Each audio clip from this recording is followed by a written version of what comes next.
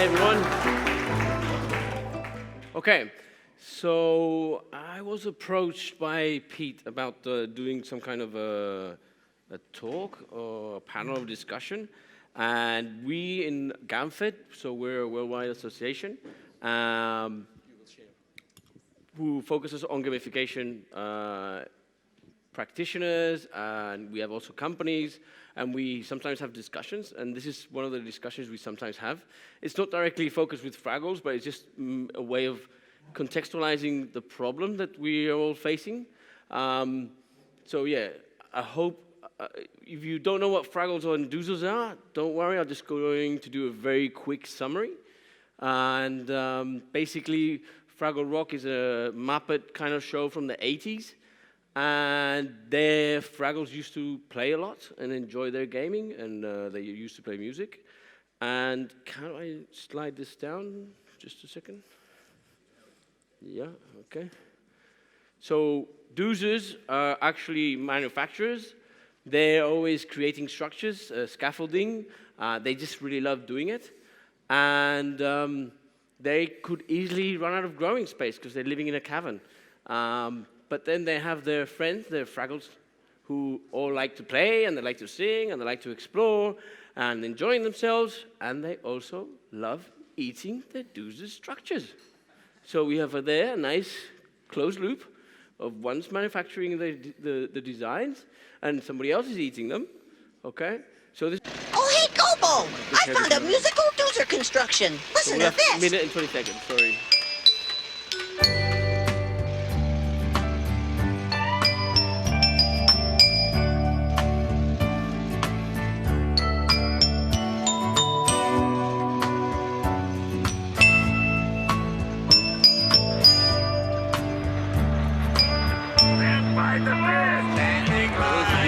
Doing all the work.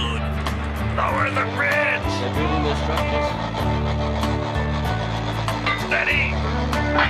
Okay, now the road. Okay, and there's the Fraggle, he's stuck in the middle. Railings! Bring in the railings! Check!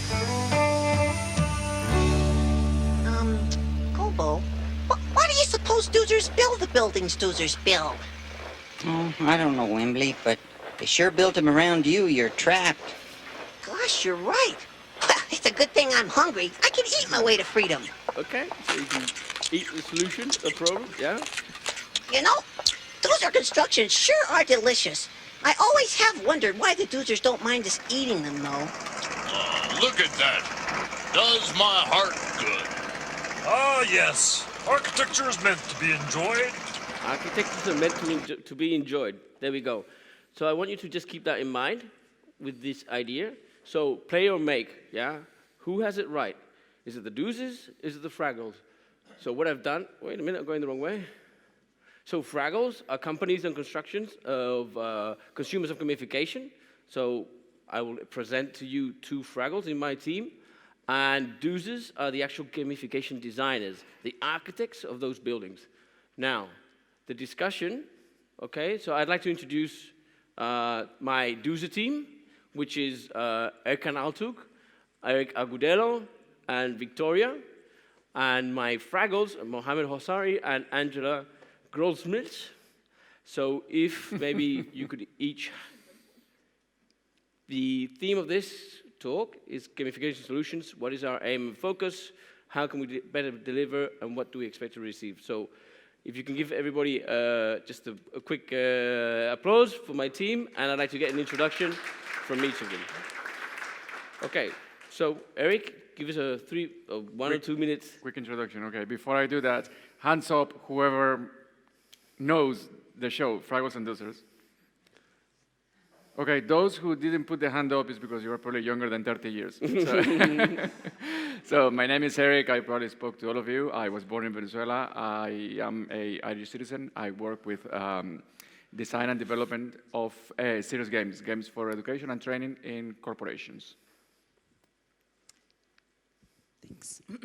My name is Victoria Ichizli-Bartels, and I come originally from Moldova, German citizen living in Denmark. And I have my own company, which is called Optimist, and there I have two directions, working with technical community like Airbus or others who are also defense organizations to capture technical documentation. But I also stumbled over gamification area when I started turning my life into games, and people were wondering what is that, and I started formulating that, learned about gamification and other techniques, brought them together and described them as an approach I called self-gamification. So that's what I do. Okay. I'm Angela from Software AG in Darmstadt. It's a German software company. I think it's the first German software company. We are in the market since 50 years. We survived the whatever bubble. So, and I'm working in the training department, which is the corporate university with the name at Software AG. And I came across gamification around 6 years ago. We had a guy joining the sales enablement team, and then we were preparing, of course, those famous sales enablement trainings, all mandatory stuff, as always.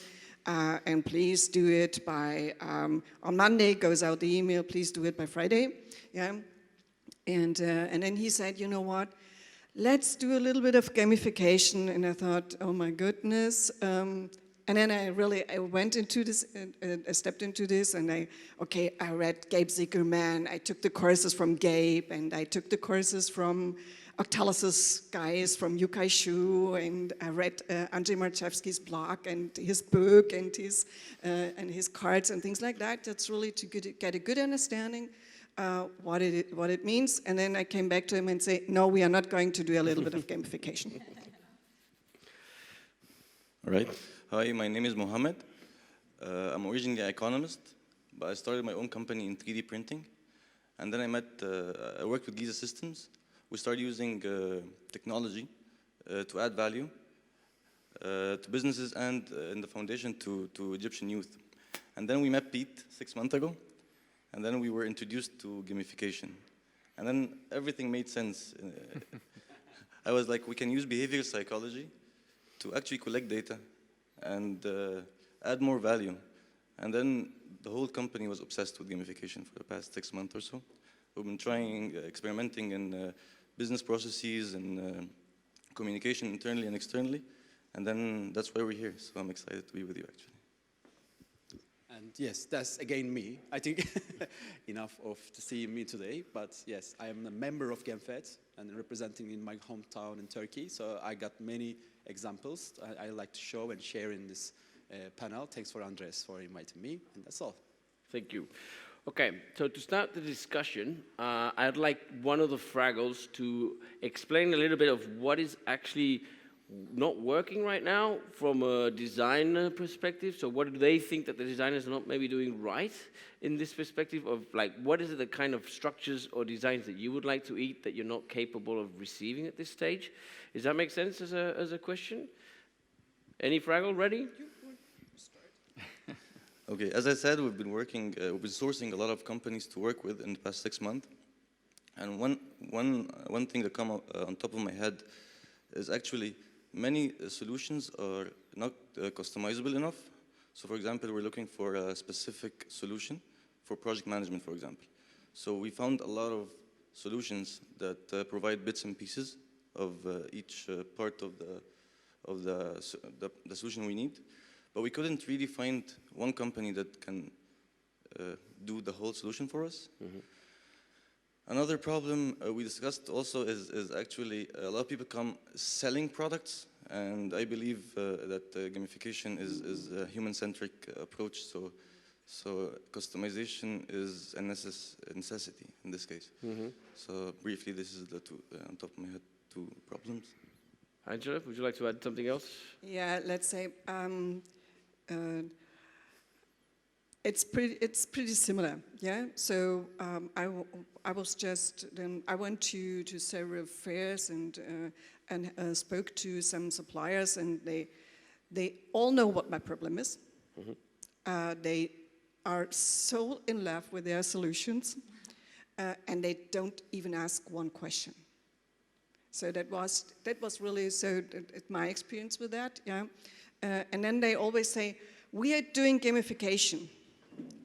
And at the beginning, I was, oh yeah, gamification. Now I can see how it works in real life.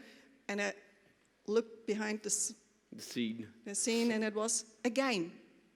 It was a serious game. So it was not. So, and I thought, okay, no, it's not. That's not what we are looking for. Yeah, we don't miss a game, because that's not really our problem behind. Yeah, or that's not really the problem that we have.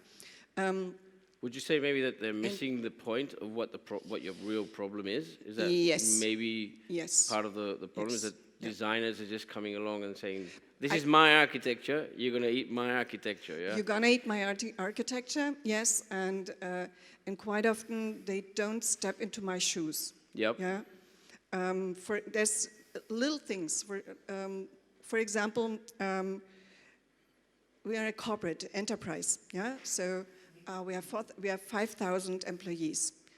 If we just introduce, for example, a serious game for a compliance problem, yeah, a compliance training, it could be we had somebody who had some really great serious game for cybersecurity stuff. I loved it, yeah. And then why we couldn't sign this? Pretty easy. There was no automated process to handle the user licenses. They expected us, when somebody leaves, to take the license off, and if somebody joins, manually go in and put in and control the new license. Sorry, this is just far away from reality. It's far away from reality. Yeah, if you just go into the cloud, for example, just a little. Can I ask some of the Doozers initially? Do they have something to reply to that initially? Or you want to speak more from your perspective? So initially, do you have a reply? I do. Yes? Okay, here we go. But that's what I'm aiming for. Yeah, I was going to suggest, before I answer these questions, that we also want to hear from the audience, or shall we just go for this? So I've initially, you'll have questions at the end if you want to launch any questions. So I have booked some time at the end to be able to engage directly with the audience. Sure. So answer your question, customization is important, is extremely important.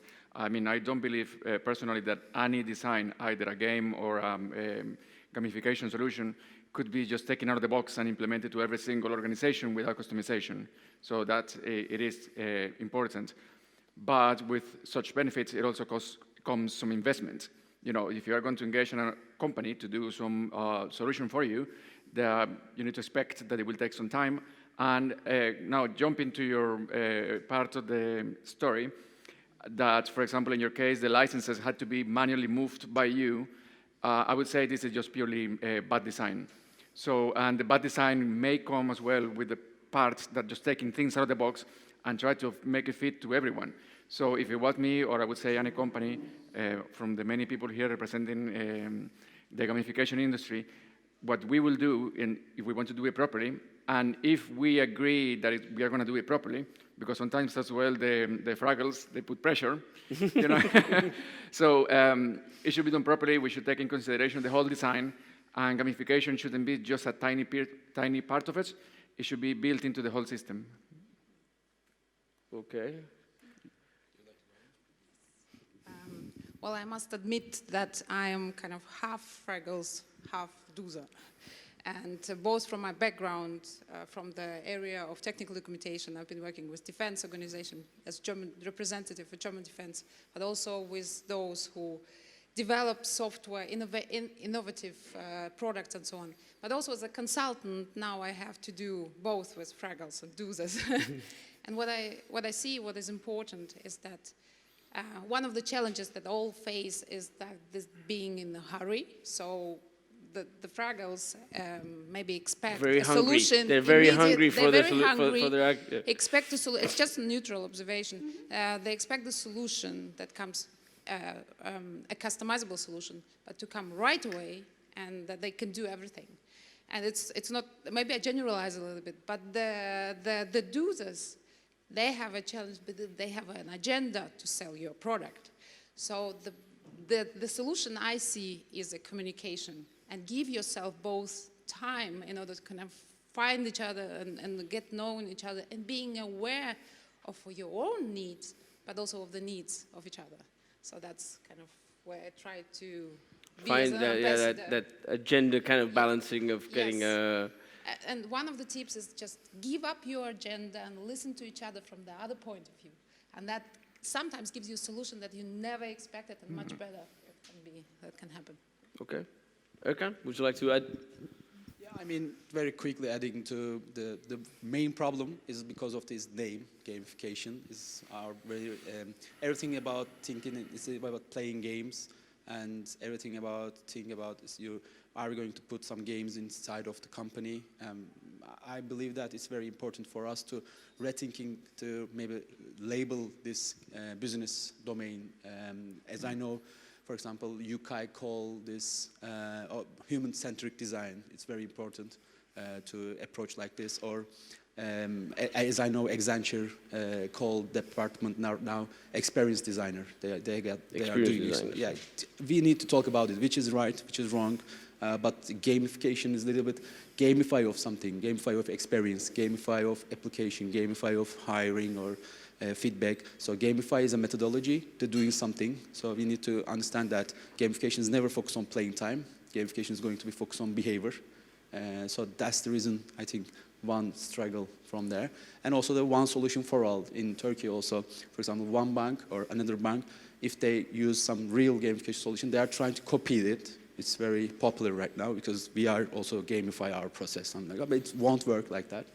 And even some international banks, for example, it work in Holland, it work in England, but it won't work in Istanbul. So it's very cultural and escape route kind of. It never work with some types of players. So we need to understand it's very hard to scale up gamify process. You have to follow it, you have to update it, and it's not one solution for all time, like under technical process. And third, I like to add, that's main problem actually in my project. Everyone is try to be at KPIs, like for example, increase sales, for example, sales gamification. Let's think about the Formula race cars looking like, you know, some gamification. But gamification is more powerful on human side, you know. Yeah, it could be increases sales like 8%, 10%, or 50%, whatever, you know. But it's more powerful for social engagement. So I always try to be at least KPI. Yes, sales, but about the human, you know. Yeah, the relationship. It's very hard to measure. It's very hard to, you can use poll, you can use some meetings, you know. Did you like our race looking like a new sales platform, something like that. But I think gamification is more powerful with human side. Their approach to the companies and attributes to the long-term thinking about these companies, you know, that's more powerful side of the gamification. So most of gamification companies and projects has lost this KPI. They are always focused on the increases, the target behaviors. Okay, so in summary, I believe, correct me if I'm wrong, so from a client's perspective, we are aiming to have a complete solution from our designers, and that we're not really getting an understanding of what our problem is, that we're not getting a deep enough understanding of what it is. From the designer's perspective, it's more an issue of like we are needing more time. We need to go deeper into the processes of the organization. But again, yeah, it's a kind of a it cuts both ways. That perspective. Okay. Concerning what is actually working, is there somewhere we can actually grow from? Is there some example maybe that we can actually, what's the dance that we can actually start working? What would you suggest could be a way forward? Or, I mean, I don't want to move forward yet, but what is actually working now? Have you got experiences of positive experiences that have come up positively, or at least could have started properly? Angela?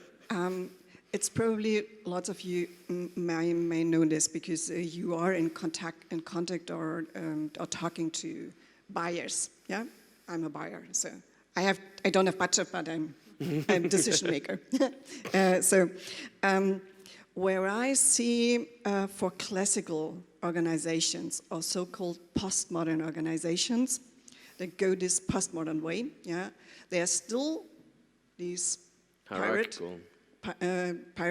organizations. They face this what's always summarized below the term engagement. the Gallup, some of you may know the Gallup survey, which is run every year, so where you can get an engagement index. Yeah, and it's really these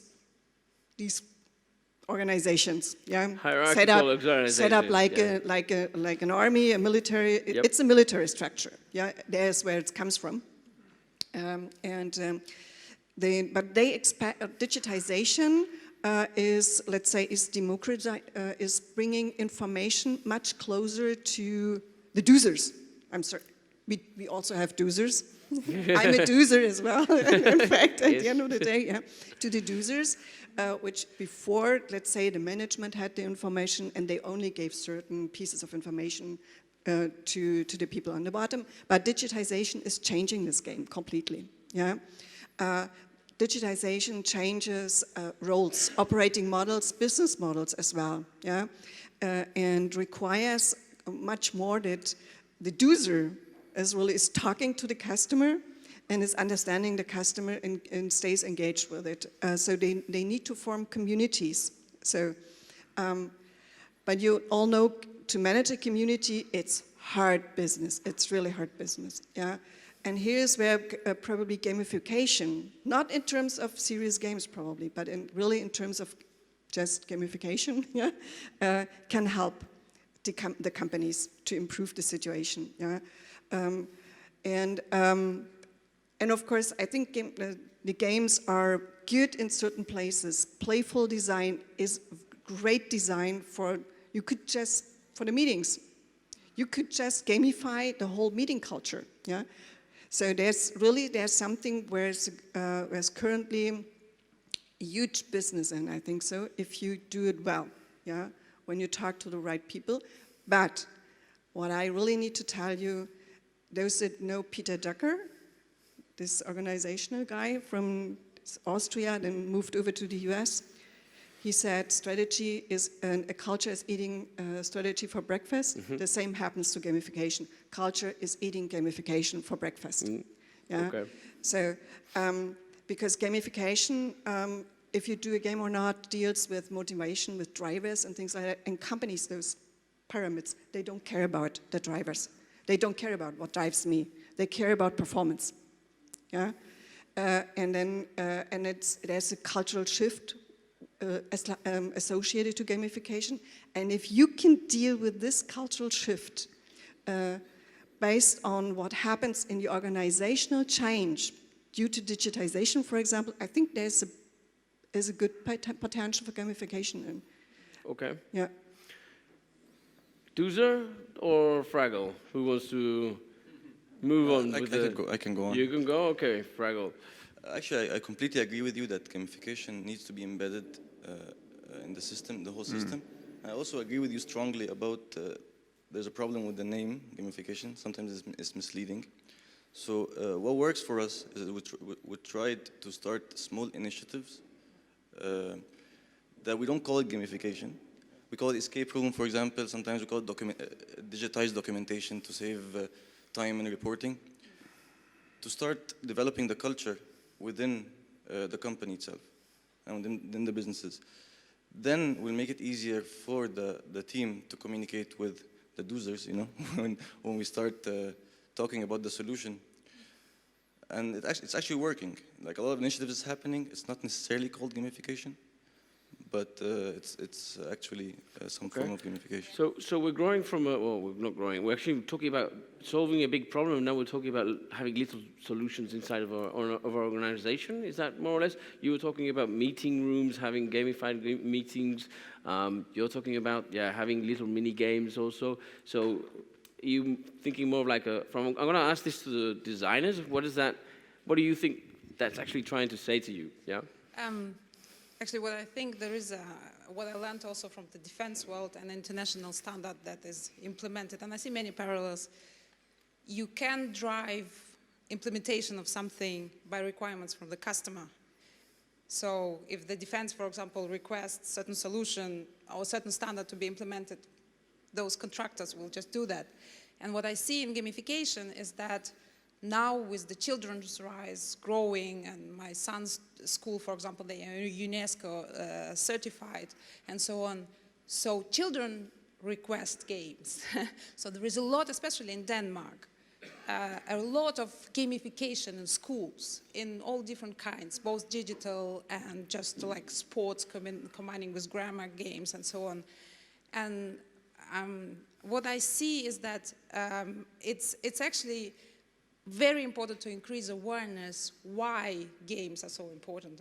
And why actually projects and games, they are so similar. They have the same components, we just don't see them that way. And you actually can show the wisdom of games, like this is the safe room for you to develop, you can test better and so on. And when I answer the question, where people ask me why turn anything into games, well, of course I present them the real examples with different projects, defense projects, NATO projects, whatever, and also my personal projects with writers, all kind of areas. But the thing is, when I say them, when you see something as a game, the drama falls away. Because we sometimes confuse the seriousness about a project. This project is important to our company. We confuse the seriousness with excellence. We mix those two up. But the seriousness is the drama. So I'm going to interrupt you for a Yes. So when you mean seriousness, would you think that everything is a game kind of thing, and we're just yes.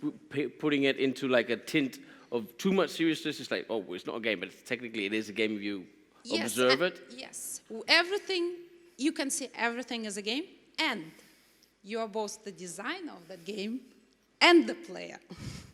So you can, when you as a Fraggle, if you're a consumer, you are, when you're buying a product and customize it, let's say, and put requirements, you are basically also the designer of that product. And the Doozers, depending where I'm standing, we are also the players, because we need to see your perspective from your point of view, and we also need to test it. So that's the important thing. We are all, and I think that game design needs to be put into schools as a subject to learn, as a literacy. It's really, it's just understand human nature. It's a methodology of understanding human nature. Yeah. Exactly. Okay. Yes. If I may say, I have this thing. What works for me? But before I do it, let me interrupt you from your mobiles. Put your hands up. Just one hand up. If you are a Doozer, I want to see how many Doozers are here.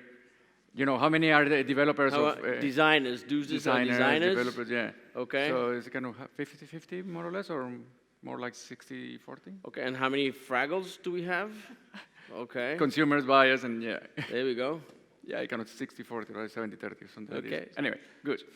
So what's working for me, and the reason I asked you to put your hand up is, during the Q&A, please tell me if this works for you or you have better ideas, quite possibly option B.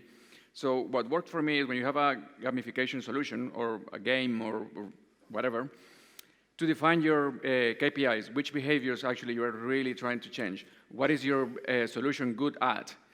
And to have that clear.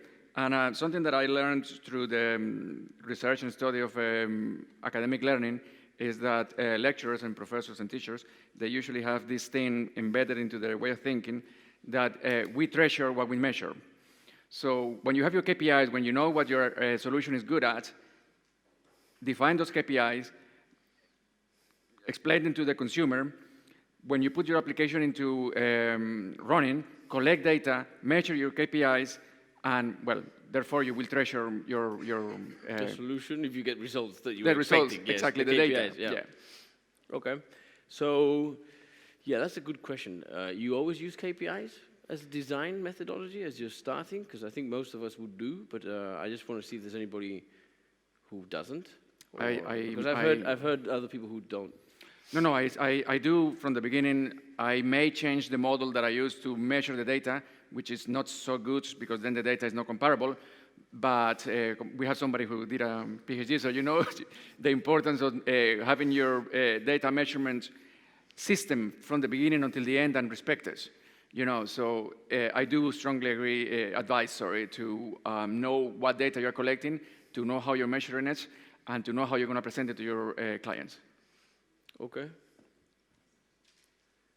Ercan?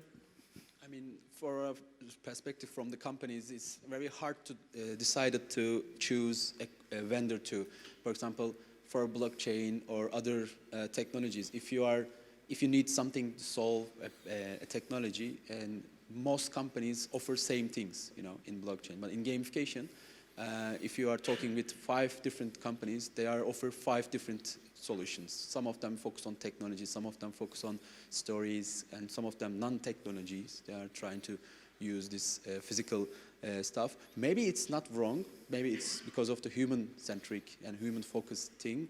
It has to be different. But also the companies need to update their knowledge about that too. So that's the reason why in Turkey it's most popular right now, the most pain but small KPIs, the problems. They are not doing gamify all process in the organizational level.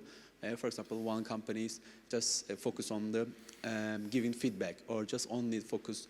For example, one of my company I went for a couple times. I saw they call the lost package. There is actually the internet sales team.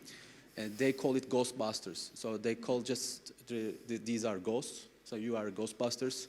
So find the package, and if it's 90 Turkish lira, for example, 90 points.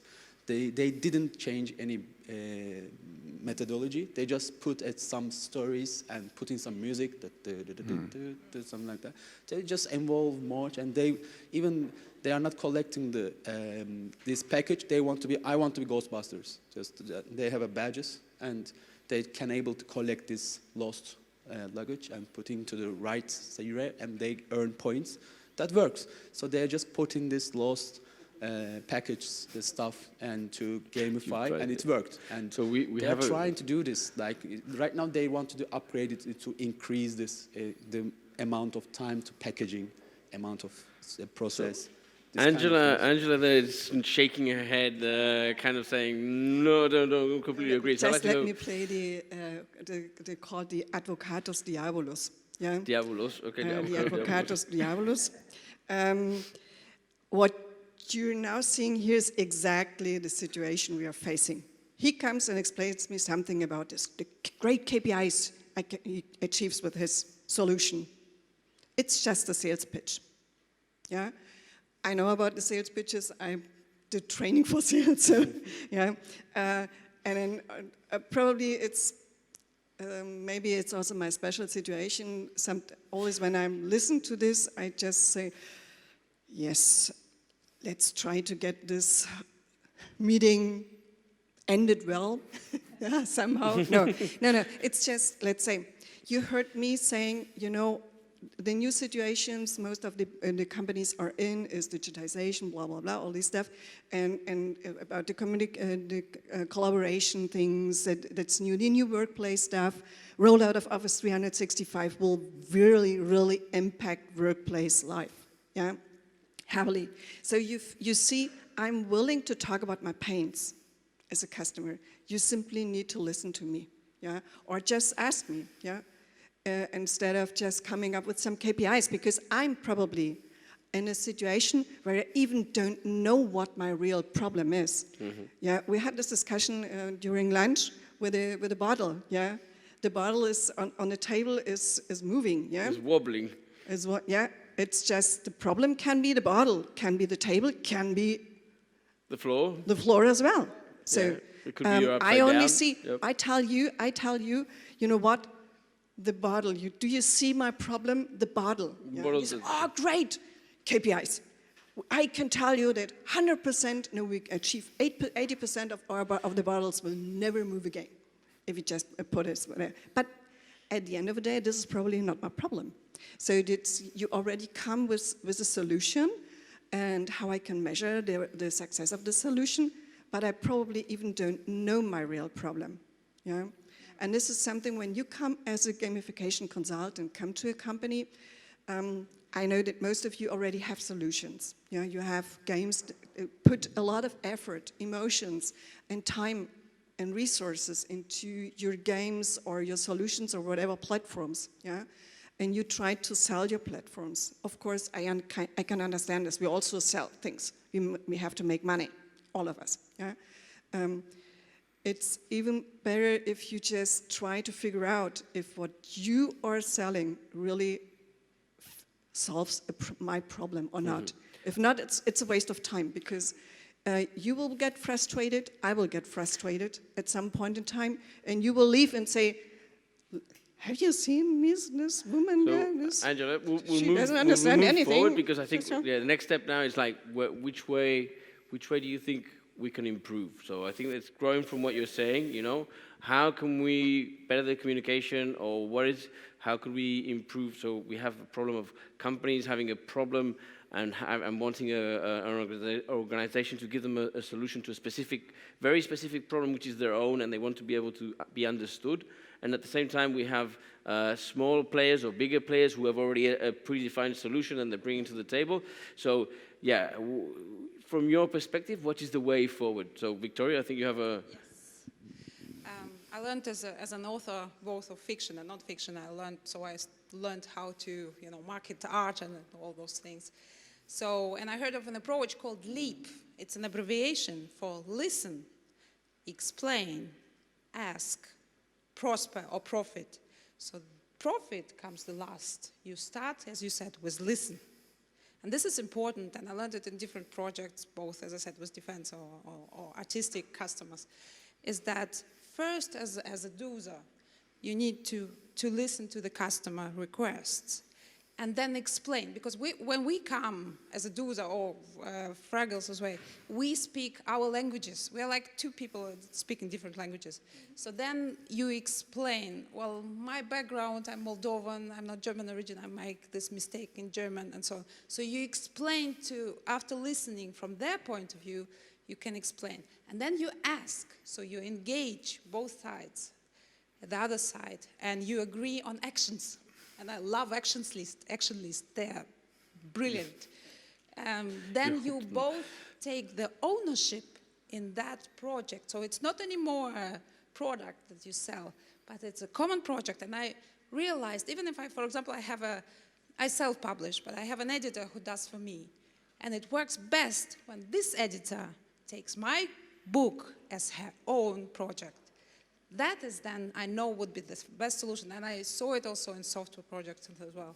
So that's, I think, and if this is done in this succession, listen, explain, ask, then all will profit in the team. Okay, Victoria, thank you. We have 5 minutes before 10:02, and I'd like to leave some space for the... questions. Yeah, sorry, questions, just right. From our listeners. So yeah, if you want to speed up a little bit, and we'll try and squeeze the last 5 minutes. I just want to say something real quick. I totally agree with you that empathy is the starting point, and I'm a big fan of design thinking.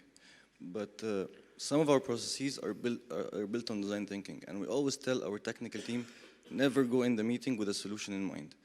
I think the problem might be that the technical team or the people who implement the gamification solutions find it hard to not have a solution in mind before starting the empathy meeting, which is what we do.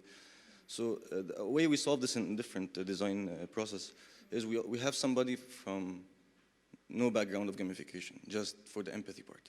And then whoever will do the empathy meeting won't even implement the solution. So it's like a middleman between the Doozers and the Fraggles, but from the Doozers team.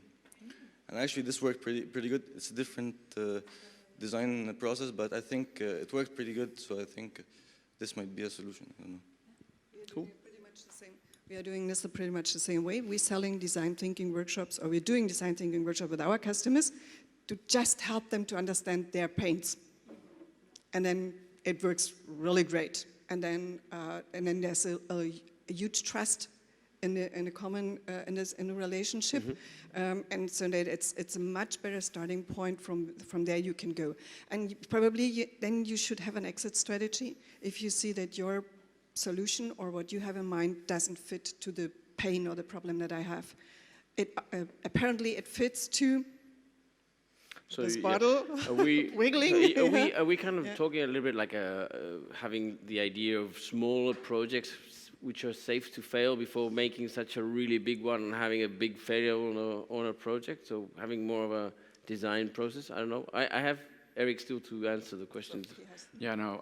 Well, first of all, let's clarify when I said to have the KPIs on your data.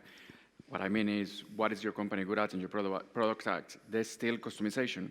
So before jumping in to say that my product can solve your problem, let's understand the problem. For sure, the design thinking aspect is amazing because you define the problem before jumping into the solution.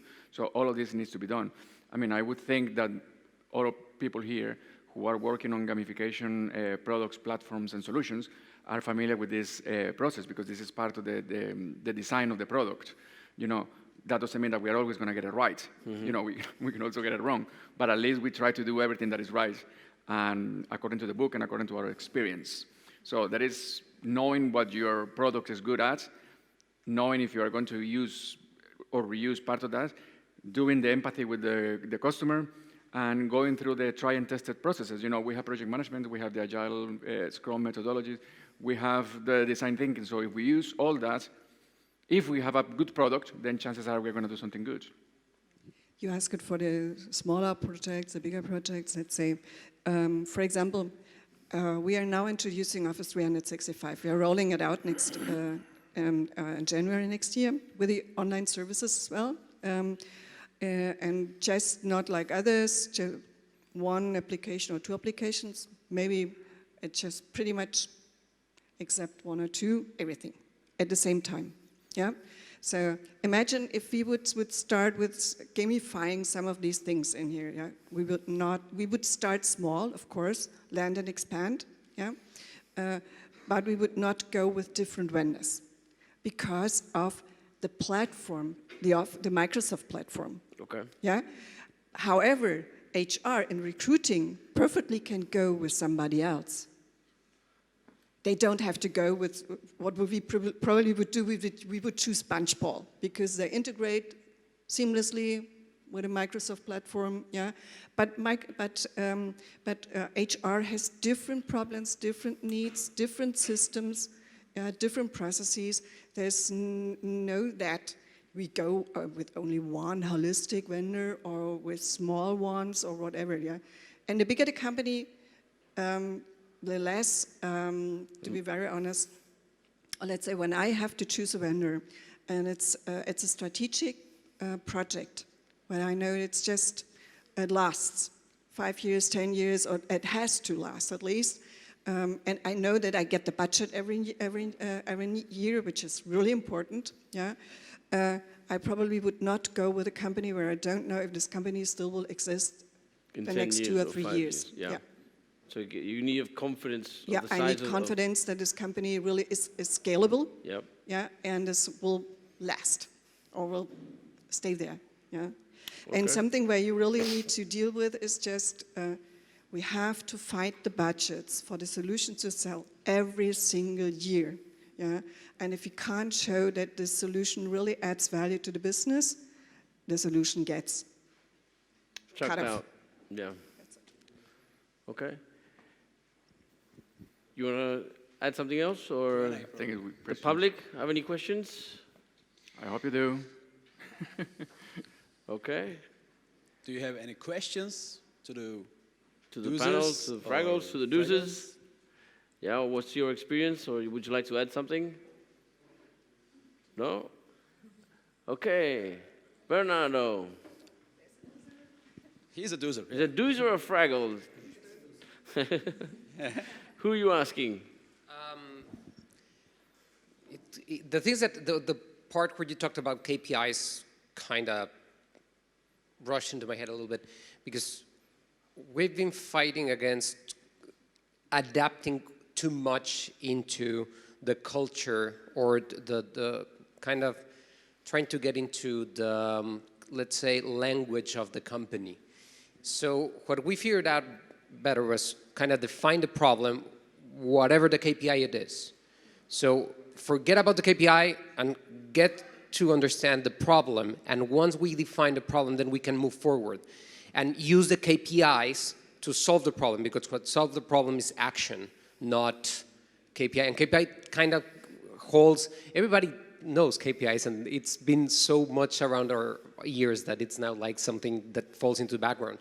So my point is, yeah, I think that KPIs are important because that's the thing that technically is going to get you paid, but we need to focus on the problem to solve and use the KPIs for that. So it's a qualitative way of understanding the problem, and then you take and then take it to the quantitative through the KPI. Yeah, not bring the KPI directly as a core mechanic or core aim. No, one of the understanding. Yeah, one of the principles is the rules serve you, not the other way around. So the KPIs are there for you to use, not you for the KPIs. Okay. So you have to use them for the system to work. Any comments from a Doozer or a Fraggle? You agree or disagree? Well, that was the KPI was a contribution of mine in this conversation, and I do agree. As I mentioned, first we need to do the empathize phase, and we need to understand what the real problem is. Nonetheless, what I'm saying is, if you are using, a solution of yours, of your company, and you are adapting it to the company you're trying to sell, or that is the promise anyway, you're going to be reusing a large part of your product, right? So you need to know what your product is good at. Because if your product is designed and is good at, say, for example, improving sort of marketing strategies, and then you want to use it for a kindergarten to help kids to learn to read or to count to 10 in English, it's a completely different application, and you cannot just go to a buyer and say, yeah, my company works and it's really good with marketing, but we can do whatever you want, because I don't think that's really realistic. So it's to know what we are good at and then to use those. So designers to become more specialized to their client specifics. Yeah. That's what a designer is. Yeah. Not a gamification designer. I design anything, and I understand all my clients. But yeah, you become tuned into your clients. Yeah. Yeah. There is an additional solution. There are two methods which I love also as much as gamification. And this anthropological seeing, studying, non-judgmentally. And empathy is an extremely good approach, but empathy also requires like putting yourself in their shoes. When anthropologists go to study the culture, they not necessarily put themselves into other shoes, but they're extremely curious what's happening. So they go absolutely non-judgmental. So they then don't say, you're right, I know how you feel. But they just like, oh, what's happening? Why is that? They ask you, they put questions, they learn the language, they eat the same things. And this. Can I develop your solution? That would be, yes, that would be actually, I think, going curiously there. Of course, empathy, absolutely, and especially if you resonate with that, yes, and show it. But I think anthropology is absolutely amazing tool approach, because they have something called cultural relativism, where you compare the cultures, but you don't judge one against the other. And the other one is Kaizen, and I love that. It's break anything, problem, reward, step, progress, your way to the goal, whatever, in smallest, effortless step that you can do right now with what you have. So, and from there, you just take those steps. And every moment, every step you take at the starting point from the next step, for the next step. So I think that could be really enforcing what you try to achieve as gamification designers or gamification consumers, bringing those three together. So that recommendation would be for both, you think? For both. For both? Absolutely, So, yes. okay. For all who are involved with gamification. Because if you see in games, my personal opinion is the best gamification game designers are extremely great anthropologists, because they don't blame the players, especially in game designers, board games or computer games. They let the game being tested, and they look at it and say, okay, my player doesn't like it. How can I change the rules, the goal, whatever, modify it so that the player enjoys it? And this is what I think really important. And in the game, even if you have a goal and win state, if you are Mario in a video game, you don't think there. You have that, hole to step over. You have that to jump. So that it's always in the games can teach us that these both approaches actually just absolutely necessary into whatever approach and reaching goals. So. Okay, thank you very much. Any other questions from anyone? We're going to wrap it up now. Questions? No? No? All right. It was all perfectly clear. Yeah, I think so. Okay, so from my perspective, I just like to notify one thing. So yeah, give everybody a good thank you. Thank you, everybody. Thank you. Thank the panel. Yeah. Can I just get a bit of interaction here? Who knows about Gamfed? Can we just have a hands up for a minute? Okay. Can we get a stand-up of the members of Gamfed? Members and the founders. Only members? Yeah? Members of founders. Yay, okay. Excellent. Okay. So, just to let you know, all non-members and members, Ercan and I are trying to work together to get an actual, I want to take it. There you go. Global Gamification Hackathon. So if you're a company and you actually have a problem that needs to be solved, come and chat to me or Ercan. And yeah, we're hopefully in 2020 organizing a global Gamification Hackathon and finding solutions to your problem. So, yep. Thank you very much. Thank you, Andres.